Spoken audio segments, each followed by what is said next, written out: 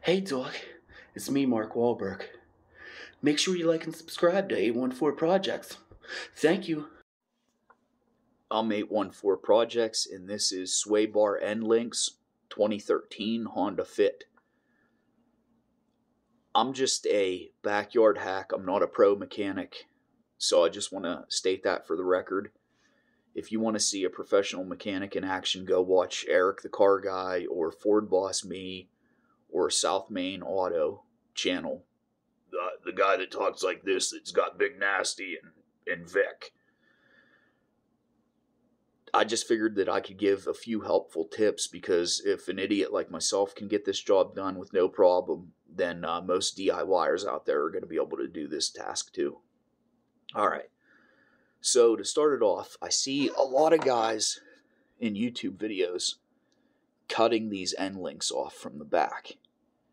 And that's great, but the problem with that is you have to loosen this nut up enough to be able to get your blade or your cutting wheel in between this built-in washer and the mounting point that's either at the top, the strut, or the bottom, the actual sway bar. If you come in from behind and cut this, and you're behind that built-in washer, like back here, then this thing is, the stud with the nut is still going to be on there. It's not going to fall out.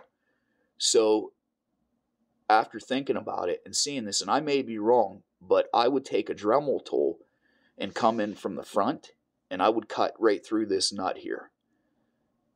And I think that that would be a lot easier to get these off than trying to loosen that nut up and coming in from the backside and having very little room to get the blade between the mounting point and being in front of that washer. Or unless you just try to cut through that washer, but I see that being really difficult too. So before anybody says anything, these sway bar links have been in the heart of the Rust Belt for 10 years. I believe these are OEM sway bar links, and the car's a 2013. It's now 2023, and I'm in the mountains of western Pennsylvania, so that is absolutely in the heart of the Rust Belt. So yes, these were difficult to get off, but one thing that helped me, I pre-soaked these with PB Blaster a few days before I did the job, and I think that really helped. So what I did was I took the impact and I used $6 Harbor Freight vice grips, and I just clamped those on to the back side of the sway bar end link, and then I used the impact to spin the nut off. And like I said, I pre-soaked them a few days out with PB Blaster. I hit them real good, and I think that really helped out a lot.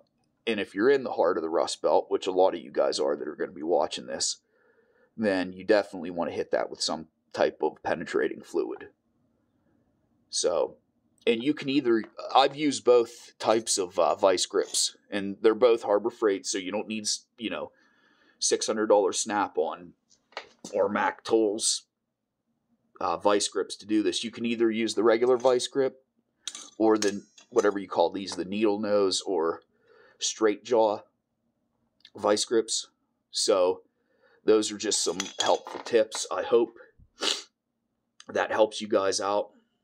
And I'm going to show you here in a second my new sway bar links and the difference between the new ones, which are the Moog premium brand, and these OEM, I guess they're Honda sway bar end links. Here are my new Moog brand premium sway bar end links. There are a few things that I like about these sway bar end links that the OEM ones didn't feature.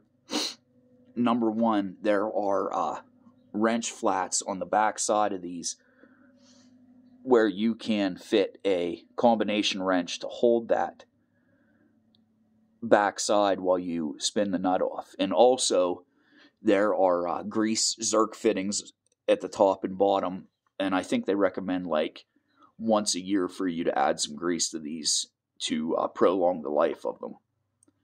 So I really think that that's a benefit and why I chose these.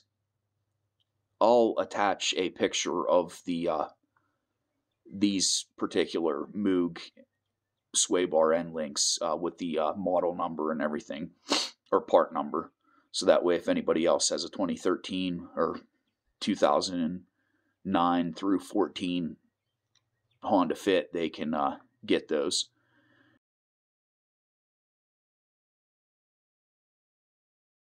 And I think there might be another brand, CarQuest, that has the wrench flats on the backside, at least that I've found, but those ones don't have the grease zerk fittings.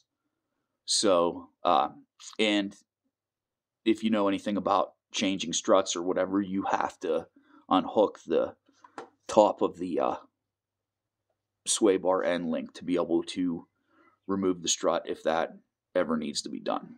So, all right, guys, thanks for watching. I hope this helps anybody that's watching this. And please like the video and subscribe to my channel. I'm going to try to include more mechanic work that I do on my channel.